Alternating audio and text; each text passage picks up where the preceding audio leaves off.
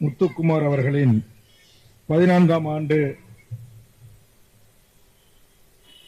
நினைவேந்தல் நிகழ்வின் மற்றும் வீரவணக்க பொதுக்கூட்டத்தை ஒருங்கிணைத்து நடத்திக் கொண்டிருக்கின்ற தமிழ் தேசிய மீட்சி இயக்கம் மற்றும் முத்துக்குமார் பாசறையின் சார்பாகவும்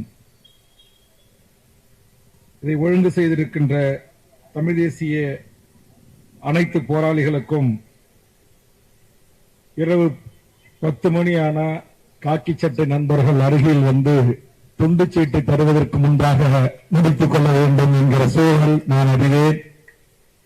ஆதலால் மேடையில் எனக்கு பின்னால் பேச இருக்கின்ற தமிழ் சமூகத்தின் ஆளுமைகளுக்கும் பேசி அமர்ந்திருக்கின்ற தமிழ் சமூகத்தின் ஆளுமைகளுக்கும் மேடையின் முன்பு ஆங்காங்கே கூடி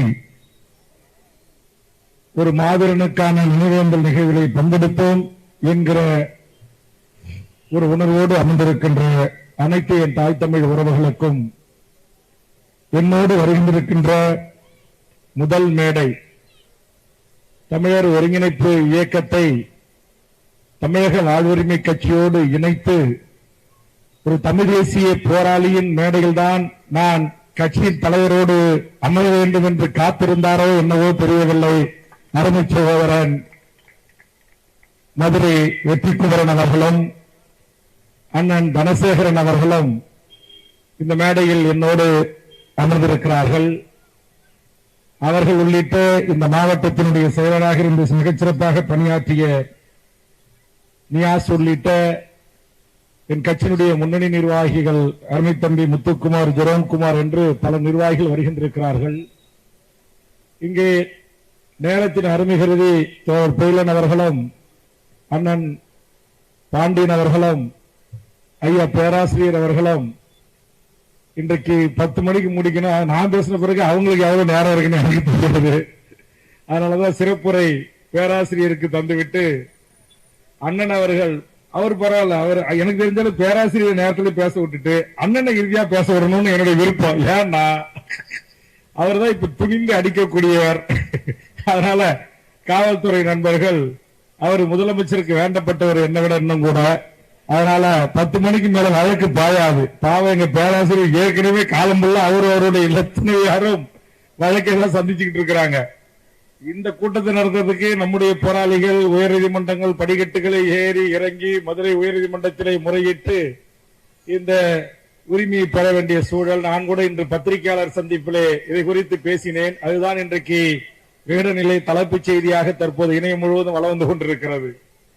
தமிழ் தேசிய போராளிகளுக்கு ஒரு நினைவேந்தல் கூட்டம் நடத்தப்பெற வேண்டும், அல்லது எங்கள் சந்தனக்காட்டு வீரப்படவர்களுக்கு ஒரு வீரவணக்க கூட்டம் நடைபெற வேண்டும், அல்லது அவர்களுக்கான ஒரு நினைவு தூணை நினைவு மண்டபங்களை எழுப்ப வேண்டும் என்று சொன்னால் எங்களை ஆளுகின்ற தமிழர்களுக்கான அரசு தமிழ்நாடு அரசுகளிடத்திலே நாங்கள் மன்றாட இருக்கிறது, அல்லது நீதிமன்றத்தில் சேர்ந்து வாழாட இருக்க வேண்டியிருக்கிறது, வழக்காட வேண்டிய ஒரு சூழல் நாங்கள் தள்ளப்பட்டிருக்கிறோம். அந்த வகையில் தமிழீழ விடுதலை போராட்டத்திலும் தமிழ் தேசிய விடுதலை போராட்டத்திலும் சமகாலத்தில் 2 விடுதலை போராட்டத்தில் தனக்கென்று ஒரு தனி முத்திரையை பதித்து உண்மையான தமிழ் தேசிய போராளிகளாலும் இன்றைய இளைய தலைமுறையாலும் போற்றுதலுக்குரிய ஒரு மாவீரனாக இந்த மண்ணில் பலவந்த மகத்தான போராளிக்கு நான் சார்ந்திருக்கிற தமிழக வாழ்வுரிமை கட்சியின் சார்பாக என்னுடைய செம்மார்ந்த வீர வணக்கத்தை இந்த நேரத்தில் நான் பதிவு செய்கிறேன். இன்றைக்கு இணையம் முழுவதும் எண்ணற்ற இளையோர் இன்றைக்கு நம்முடைய அருமை சகோதரர் முத்துக்குமார் அவர்களுடைய நினைவேந்தலை போற்றி அவரை குறித்தான பல்வேறு பதிவுகளை இன்றைக்கு இணையம் முழுவதும் காணுகின்றோம். அந்த அளவுக்கு தான் வாழ்ந்த குறுகிய காலத்தில் தமிழ் சமூகத்தின் இளையோரிடத்தில், தமிழ் தேசிய அரசியலை முன்னெடுப்பவரிடத்தில், தேசிய இனங்களின் உரிமைக்காக போராடுகின்ற இயக்கங்கள் இடத்தில் ஒரு மாறாத அன்பையும் பாசத்தையும் நன்மதிப்பையும் பெற்றிருக்கக்கூடிய ஒரு போராளியாக நம்மோடு வாழ்ந்த ஒருவர். ஆனால் சதிகாரர்கள், காலை பத்திரிகையாளர் சந்திப்பிலே நான் சொன்னது போல சதிகாரர்கள், சூழ்ச்சியாளர்கள், தமிழ் தேசியம் வளரக்கூடாது என்று நினைத்தவர்கள், கனிம கொள்ளை அடிப்பவர்கள், அல்லது தமிழ்நாட்டை சுரண்ட நினைப்பவர்கள், எப்படியாவது பணம் ஒன்றே குறி என்ற கொள்கையோடு வாழ்ந்தவர்கள் என்கிற ஒரு கூட்டு சதியின் காரணமாக இன்றைக்கு நம்முடைய முத்துக்குமார் அவர்கள் இன்றைக்கு படுகொலை செய்யப்பட்டிருக்கிறார். இந்த புதுவை மண்ணில் இங்கு படமாக இருந்து நாம் பூக்களை தூவி அஞ்சலி செலுத்திய இந்த ஜவஹர் அலியில் இருந்து, நம்முடைய முத்துக்குமாரில் இருந்து, இன்றைக்கு நம்முடைய எனக்கு முன்னால் பேசிய தோழர்கள் குறிப்பிட்ட ஆம்ஸ்டாங்கில் இருந்து, அல்லது காவல்துறையால் படுகொலை செய்யப்பட்ட சந்தனக்காட்டு வீரப்படையில் இருந்து எண்ணற்ற தமிழ் தேசிய போராளிகள் அரச பயங்கரவாதத்தால் கொலை செய்யப்பட்டிருக்கிறார்கள். காவல்துறையினால் படுகொலை செய்யப்பட்டிருக்கிறார்கள், அல்லது காவல்துறை துணையோடு படுகொலை செய்யப்பட்டிருக்கிறார்கள். அந்த வகையில் இன்றைக்கு தமிழ் சமூகம் சந்திக்கிற எண்ணற்ற பிரச்சனைகளில் இன்னைக்கு முத்துக்குமார் போன்ற ஒரு சமரசமற்ற போராளிகள் இந்த மண்ணில் இருந்திருந்தால் இன்றைக்கு தமிழ் சமூகத்தின் பல்வேறு பிரச்சனைகளில் இங்கு பிரிந்து கிடக்கின்ற சின்ன சின்ன இயக்கங்களை, தமிழ் தேசிய போராளிகளை, தமிழ் தேசிய அமைப்புகளை, பெரியாரிய அமைப்புகளை, அல்லது மக்களின் வாழ்வுரிமைக்காக களத்தில் நிற்கின்ற தனிநபர் போராளிகளை ஒருங்கிணைத்து ஒரு மிகச்சிறப்பான ஒரு படையை நிச்சயம் இந்த மண்ணில் கட்டியிருப்பார் என்று நான் மனதார நம்புகிறேன். இப்படிப்பட்ட ஒரு ஆளுமைகள் இல்லாத ஒரு தருணத்தில் எங்களை போன்று தமிழ்நாடு விடுதலைப்படை அல்லது தமிழ் மீட்சி படை போன்ற படைகளின் ஆதரவாளர்கள் எல்லாம் நாங்கள் ஓட்டு அரசியலுக்கு வந்து பல்வேறு சமரசங்களை செய்து கொண்ட காரணத்தினால் இன்றைக்கு யாராரோ எதையதோ பேசிக் கொண்டிருக்கிறார்கள். அதையும் உண்மை என்று நம்புகிற ஒரு கூட்டமாக என் இளையோர் கூட்டம் மாறி நிற்கிறது. இன்றைக்கு தமிழக தேசிய தலைவரே வந்து சொன்னால் கூட நாங்கள் நம்ப மாட்டோம் என்று சொல்கிறார்கள். இந்த கட்சியை உருவாக்கியவர்களில் மிகப்பெரிய பங்காற்றியவர் முத்துக்குமாராக இருந்தாலும் அவரே வந்து சொன்னாலும் கூட நாங்கள் ஏற்றுக்கொள்ள மாட்டோம் என்று சொல்லக்கூடிய ஒரு இளையோர் கூட்டம் இந்த மண்ணில் உலவிக் கொண்டிருக்கிறது. அவர்களுக்கு தமிழ் தேசியம் என்றால், தமிழ்நாடு விடுதலை என்றால், தமிழீழ விடுதலை என்றால், இதற்கு இந்த மண்ணில் குரல் கொடுத்தவர்கள் யார், போராடியவர்கள் யார், தியாகம் செய்தவர்கள் யார், அர்ப்பணிப்பு செய்தவர்கள் யார், எண்ணற்ற வழக்குகளை சந்தித்து இந்த இருவரும் போராட்ட களத்தில் தோளோடு தோள் நின்று துணை நின்றவர்கள் யார் என்று தெரியாமல் இன்றைக்கு கருப்பு சட்டைக்காரர்கள் அனைவருமே நமக்கு எதிரி என்பது போல, அல்லது பெரியாரிய கருத்தை பேசுகின்றவர்கள் எல்லாம் நமக்கு எதிரி என்று போல நம்மிலேயே ஒரு குழப்பத்தையும் குளறுபடிகளையும் உருவாக்கி இன்றைக்கு தமிழ் சமூகம் இங்கு பிளவுபட்டு கிடப்பதாக நான் கருதுகிறேன். அதனுடைய விளைவுதான் இன்றைக்கு தமிழர் கைகளில் இருந்த எந்த ஒரு பொருளாதாரத்தை ஈடு செய்யக்கூடிய மிக முக்கிய நிகழ்வுகளும் நம் கைகளில் இல்லை. இன்றைக்கு தமிழ்நாட்டுடைய பியூரோக்ரசி என்று சொல்லக்கூடிய அதிகார வர்க்கத்தில் யார் அமர வேண்டும் என்பதை தீர்மானிக்கக்கூடிய சக்தியாக இந்த மண்ணுக்கும் மக்களுக்கும் சொந்தமில்லாதவர்கள் ஆதிக்கம் செலுத்திக் கொண்டிருக்கிறார்கள். தமிழர் கைகளில் இருந்த வணிகம், தமிழர் கைகளில் இருந்த பொருளாதாரம், தமிழர் கைகளில் இருந்த வேலைவாய்ப்பு உரிமை, தமிழர் கைகளில் இருந்த மிகப்பெரிய தொழிற்கூடங்கள், தொழில்கள் எல்லாம் இன்றைக்கு கொஞ்சம் கொஞ்சமாக நம் கையில் இருந்து மிக திட்டமிட்டு மிக அற்புதமாக காய் நகர்த்தி நம்முடைய இன எதிரிகள் அபகரித்துக் கொண்டிருக்கிறார்கள். இந்த மண்ணின் பூர்வீகுடி மக்களாக இருக்கிற தமிழர்கள் ஒரு கணம் நாம் சிந்தித்து பார்க்கின்ற போது இன்றைக்கு நம் கைகளில் என்ன இருக்கிறது?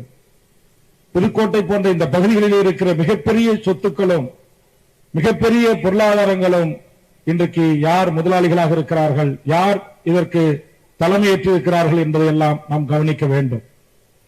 இன்றைக்கு எங்கும் நீக்கமர நிறைந்து வடவர்களின் ஆதிக்கம், வடவர்களின் தமிழ் சமூகத்தின் வேலைவாய்ப்பு உரிமை பறிப்பு என்று எல்லா நிலைகளிலும் இன்றைக்கு ஆதிக்கம் செலுத்திக் கொண்டிருக்கிறார்கள். இந்த நாட்டுடைய மிக உயர்ந்த காவல்துறை பொறுப்புக்கு யார் வர வேண்டும் என்பதை அவர்களுடைய அசோசியேஷன் என்று சொல்லக்கூடிய குழுக்கள் தான் தீர்மானிக்கிறார்கள். சென்னை போன்ற பெரும் மாநகரத்தினுடைய சட்ட ஒழுங்கு ஆணையராக யார் வர வேண்டும், தலைமைச் செயலாளராக யார் வர வேண்டும், உள்துறை செயலாளராக யார் வர வேண்டும் என்பதையெல்லாம் தீர்மானிக்கக்கூடியவர்கள் எப்படியாவது இந்தியை திணிக்க வேண்டும் என்று முற்பட்டு இன்றைக்கு நாடு முழுவதும் இந்திக்காரர்களை திணித்துக் கொண்டிருக்கிற ஒரு சூழலில் இன்றைக்கு தமிழ் சமூகம் எல்லாவித உரிமைகளையும் கொஞ்சம் கொஞ்சமாக எழுந்து கொண்டிருக்கிறது. நான் தனி ஒருவனாக சட்டமன்றத்தில் இருந்து போராடி வெளிக்கொண்டு வந்த ஒரு பிரச்சனை தான் தமிழ்நாட்டினுடைய டிஎன்பிசி என்று சொல்லக்கூடிய அரசு தேர்வு முறையில் தமிழ்நாட்டை சாராத எந்த மாநிலத்தை சேர்ந்தவர் வேண்டுமானாலும் எல்லா பதவிகளையும் அமரலாம் என்று நம் கைகளாலே நமக்கு எதிரான சட்டத்தை கொண்டு வந்து இந்த நாட்டில் நடைமுறைப்படுத்துகிறார்கள் என்று சொன்னால் எவ்வளவு பெரிய பேர் அபாயம் இருக்கிறது என்பதை நீங்கள் எண்ணி பார்க்க வேண்டும். இன்றைக்கு இந்த மண்ணில் இருக்கிற ஆட்சி அதிகாரத்தில் இருக்கக்கூடிய நம்முடைய அரசியல்வாதிகளுக்கு கிடைக்க வேண்டியதை அவன் தருகிறான். இங்க இருக்கிற மார்வாடி சேட்டுக்கள் பிறகு தேசியமாக இருந்தாலும் கூட, ஆனால் அவர்கள் இந்த மண்ணில் அடிக்கிற கொட்டங்கள், வடவர்கள் செலுத்துகிற ஆதிக்கங்கள், இன்னைக்கு நம்முடைய தமிழ் மண்ணில் வாழ்கின்ற ஆண்டாண்டு காலமாக இந்த மண்ணில் நம்மளோடு வாழ்ந்த உறவுகளிடமிருந்த தங்க வணிகத்திலிருந்து, வெள்ளி வணிகத்திலிருந்து, இரும்பு வணிகத்திலிருந்து, எலக்ட்ரானிக் கூட்ஸ் வணிகத்திலிருந்து, தஞ்சை டெல்டா மாவட்டங்களிலே நாத்து நடுகின்ற வரையிலும், அரப்புக்கான மிஷின் என்று சொல்லக்கூடிய இயந்திரங்களை அனுப்புகின்ற வரையிலும் நாம் பயன்படுத்துகிற லட்சக்கணக்கான இருசக்கர ஊர்திகளின் முதலாளியிலிருந்து, சென்னையில் இருக்கிற லட்சக்கணக்கான ஆட்டோக்கள் முதலாளிகளிலிருந்து, எல்லா பைனான்ஸ் நிறுவனங்களிலும் இருந்தும் இதுக்கெல்லாம் யாரா பாஸ், யார் கண்ட்ரோல், சுவிட்ச், மெயின் சுவிட்ச் யாருகிட்ட இருக்கிறான்னா அவங்கிட்ட கொடுத்து விட்டு நாம் இங்கு சாதியாய் மதமாய் பிரிந்து கிடக்கிறோம். தமிழர்களே, நாம் விழித்துக் கொள்ளவில்லை என்று சொன்னால் இந்த நிலம் கொஞ்சம் கொஞ்சமாக நம்மிடமிருந்து பறிக்கப்படுவது உறுதி செய்யப்படும் என்கிற நிலையில் போய் நிற்கிறான். இன்னைக்கு நீங்க எங்கேயாச்சும் மிகப்பெரிய இடங்கள் யார் முதலாளின்னு போய் பாத்தீங்கன்னா 90% தமிழர்கள் அல்லாத வடவர்கள் கைகளில் தான் இருக்கிறது. அன்றைக்கு திராவிட இயக்கங்களின் தந்தை பெரியாரும் இந்தி எதிர்த்தார்கள். ஆனால் இன்றைக்கு இந்திக்காரர்கள் வந்து கொண்டிருக்கிறார்கள். அன்றைக்கு எதிர்த்த நாம் அனைவரும் இன்றைக்கு அமைதி காத்துக் கொண்டிருக்கிறோம். காரணம், நம் அரசு மதுபான கடைகளை நம்முடைய இளைய தலைமுறை கட்டுண்டு கிடக்கிறான், அல்லது போதை வாஸ்துகளுக்கு கஞ்சா அபின் போன்ற பழக்க வழக்கங்கள் அடிமையாகி கிடக்கிறான், அல்லது கூத்தாடிகளுக்கு ரசிகர் மன்றம் வைத்து தன் வாழ்நாளை துளைத்து கிடக்கிறான். இப்படிப்பட்ட இந்த சமூகம் சீரழிந்து வருகின்ற ஒரு சூழலில் முத்துக்குமார்களின் தேவைகள் இந்த மண்ணில், தமிழரசுடைய தேவைகள் இந்த மண்ணில் இருக்கிறது என்பதை நாம் உணர வேண்டிய ஒரு பேரபாயத்தில் இருக்கிறோம். ஒரு பொய்யன்கள் எங்களுக்கு போதாது, ஒரு பாவலர் எங்களுக்கு போதாது, ஒரு பேராசிரியர் ஜெயராமன் எங்களுக்கு போதாது, இன்னும் இந்த மண்ணில் இருக்கிற ஒரு தியாகிகள் மணியரசன்கள் எங்களுக்கு போதாது, எங்கள் குளத்தூர் மணிகள், கோவை ராமகிருஷ்ணங்கள் எங்களுக்கு போதாது.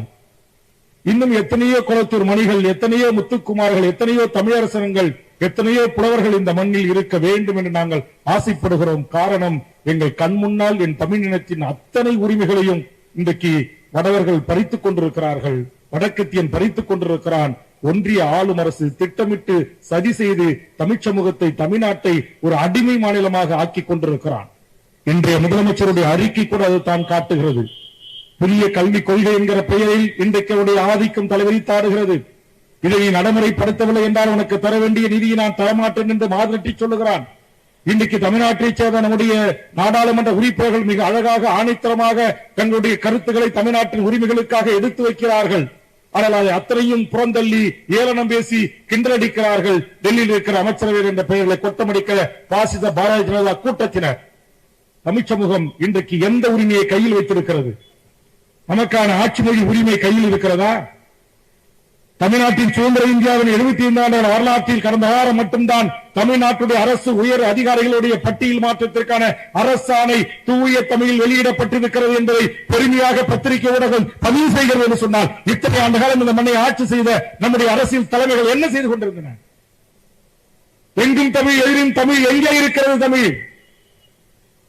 ஆக இதையெல்லாம் குறித்து கவலை கொள்கின்ற, ஒரு அரை சீற்றத்தோடு நீதிக்கு வந்து போராடுகின்ற, இந்த தவறு செய்கின்ற அதிகாரிகளை, ஆட்சியாளர்களை தட்டி கேட்கின்ற ஆற்றல் மரவர் படையா தமிழர் மீட்சி படை, தமிழ்நாடு விடுதலை படை இயங்கியது. இன்றைக்கு எந்த படை இருக்கிறது? காவல்துறை அதிகாரிகளை இங்கே நண்பர் வந்து சொன்னார், நியாயமான பிரச்சனைகளுக்கு நீதி கேட்டு போராடினால் இன்னொரு தமிழ் சமூகத்தின் ஒரு படையை, சாதி படையை தடுத்து அனுப்பி அதை தடுக்கின்ற அல்லது தகராறு செய்கின்ற ஒரு மோசமான சூழல் தமிழ் சமூகத்தில் உருவாகிறது. இன்றைக்கு கூட காலை ஒரு அறிக்கையை தயார் செய்வதற்கு ஒரு வாரத்தில் தமிழ்நாட்டில் நடந்தேறிய சம்பவங்களை பட்டியலிடுகின்ற போது ஆணவ கொலைகள், சாதிய கொலைகள், படுகொலைகள், மாணவர் கொலைகள், கற்பழிப்புகள், ஆசிரியர் கற்பழிப்பு, வகுப்பாசிரியர் கற்பழிப்பு, காவல் நிலைய காவலர் கற்பழிப்பு, பல்கலைக்கழகத்தில் பேராசிரியர் கற்பழிப்பு, எங்கே போய் கொண்டிருக்கிறது தமிழ் சமூகம்? ஆக இந்த அநியாய அக்கிரமங்களை எல்லாம் ஒரு காலத்தில் தமிழ்நாடு விடுதலைப்படையும் தமிழ் மீட்சி படையும் ஆயுதம் தாங்கி அவர்கள் நீதிமன்றத்தில் இந்த கொடியவர்களுக்கு, இந்த காம கொடர்களுக்கு, இந்த அரச பயங்கரவாதத்திற்கு, இந்த மாவீரர்கள் வாழ்ந்த இந்த மண்ணில் அவர்கள் நீதிமன்றத்தில் அவர்களுக்கு தண்டனை வழங்கப்பட்டது. பயம் இருந்துச்சு. காவல் நிலையத்தில் கற்பழிப்பு குறைஞ்சது, பாலியல் சீண்டல் குறைந்தது, ஆதிக்க பண்ணையார்கள் அடாவடி அட்டுழியங்கள் குறைந்தன.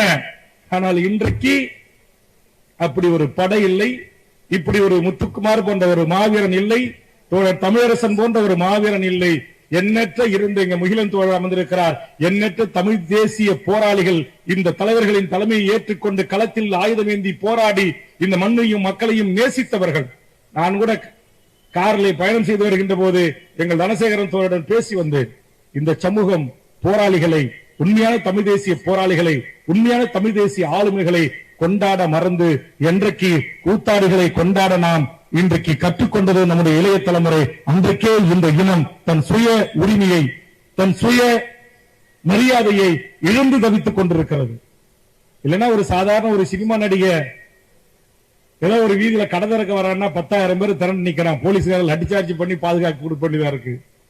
ஆனா இது போன்ற போராளிகள் வாழ்ந்த இந்த மண்ணில், இந்த போராளிகளுடைய நினைவேந்த கூட்டங்களிலே அதுபோன்று சக போராளிகளாக அவர்களோடு பழகியவர்கள், அவர்களோடு களமாடியவர்கள், அவர்களோடு படையில் இருந்தவர்கள், அவர்களோடு பயணித்தவர்கள், அவர்களுடைய விரல் விட்டு எண்ணக்கூடிய குடும்பங்கள் மட்டும்தான் வந்து கலந்து கொள்கின்ற ஒரு சூழல் இருக்கிறது. இது சாபக்கேடு. போராளிகளை மதிக்க தெரியாத ஒரு இனம், போராளிகளை போற்ற தெரியாத ஒரு இனம், போராளிகள் உயிரோடு வாழ்கின்ற போது ஒருவேளை உணவுக்கும் தன் கட்டிய மனைவிக்கு ஒரு 3 வேளை சோற்றுக்கும் உறுதி செய்யப்பட முடியாமல் துண்டறிக்கைகளை விநியோகம் செய்து காடுகளிலும் ஒருவேளை உணவை உண்ணுவிட்டு அவன் எடுத்துக்கொண்ட லட்சியத்திற்காக, எடுத்துக்கொண்ட கொள்கைக்காக வாழ்ந்தவர்களை இந்த இனம் மறந்தது. இந்த இனத்தில் தோன்றிய அரசியல்வாதிகள் மறக்கடிக்க செய்தார்கள், இந்த உணர்வை மழுங்கடிக்க செய்தார்கள். சாதியம் தீயிட்டு வளர்ந்தது. இன்றைக்கு மதத்தீ மார்பு அளவுக்கு இன்னைக்கு உயர்ந்து எரிந்து கொண்டிருக்கிறது. ஆக இந்த சாதிய தீயும் மதத்தீயும் அணிந்து இன உணர்வோடு, இன எழுச்சியோடு இந்த மண்ணின் மக்களின் உரிமைகளுக்காக, இந்த அநியாய அக்கிரம அட்டூழியங்களுக்காக இன்னைக்கு ஜவஹர்லால் அவருடைய வீட்டுக்கு நாங்கள் சென்றோம். 2 பெண் பிள்ளைகள், ஒரு சின்ன சிறுவன். அவர் ஒரு ஒன்றியக்குழு உறுப்பினராக இருந்திருக்கிறார். பல்வேறு அளவில் ஒரு மதிக்கத்தக்க ஒரு வாழ்வு வாழ்ந்திருக்கிறார். அவர் செய்த பாவம் என்ன, அவர் செய்த குற்றம் என்ன? இங்கு ஆட்சியாளர்களால், அரசியலாளர்களால் இங்கு அடிக்கப்படுகின்ற கனிம கொள்ளைக்கு எதிராக இந்த நாட்டுடைய ஆட்சி அதிகாரத்தை நோக்கி கடிதம் எழுதினார். மாவட்ட ஆட்சித்தலைவர், கோட்ட ஆட்சியாளர்களிடையே மனு அளித்தார். அதற்கு நீதி கேட்டார். அதை தன்னுடைய முகநூல் பக்கத்தில் பதிவிட்டார். இந்த குற்றத்திற்காக அநியாயமாக துடிக்க துடிக்க லாரி ஏற்றி கொலை செய்திருக்கிறார்களே. அதுபோன்றுதானே இந்த நாட்டில் தமிழீழ தேசிய தலைவர் மேதகு பிரபாகரன் அவருக்கு நிகரான பாதுகாப்பு அரண்படையில் தமிழ்நாட்டில் பிறந்த ஒருவனை புலிகள் நம்பி, புலனாய்வு தலைவன் பொட்டம்மா நம்பி பக்கத்தில் நிக்க வைத்தார் என்று சொன்னால் அது முத்துக்குமார் என்கிற பதிவை புலிகளோடு பழகிய தோழர்களும் சொல்லுகிறார்களே. அந்த நம்பிக்கை பெற்ற ஒரு தமிழ் தேசத்தின் ஆளுமை இன்றைக்கு யாரால் சாகடிக்கப்பட்டது? என் சக தமிழ்ச்சாதி கூட்டத்தினால் சாகடிக்கப்பட்டிருக்கிறது. அவன் கூலிப்படையாக இங்க இருக்கிறான். சாகடிக்கப்படுகின்றவன் தமிழீழ தேசிய தலைவரால் உள்ளங்கவர்ந்த ஒரு தலைவன், தமிழ்நாடு மீட்சி படையை வழிநடத்தியவன், சந்தனக்காடு புகழ் வீரப்படக்கு தோடு தோல் நின்றவன், எதிர்கால தமிழ் சமூகத்தின் சாதிய சண்டைகளில் இருந்து தமிழ் சமூகத்தை தமிழாய் ஓர்மையில் ஒரு குடையை கொண்டு வரக்கூடிய ஆற்றல் வாய்ந்த ஒரு மனிதன் என்பதை அறியாமல் கூலிக்கு கொலை செய்து கொண்டார்கள். ஆனால் அந்த கொடியவர்கள் சட்டத்தின் முன் தண்டிக்கப்பட்டார்களா? நீதியின் முன் நிறுத்தப்பட்டார்களா? அவருக்கு உரிய தண்டனை கிடைக்க பெற்றதா?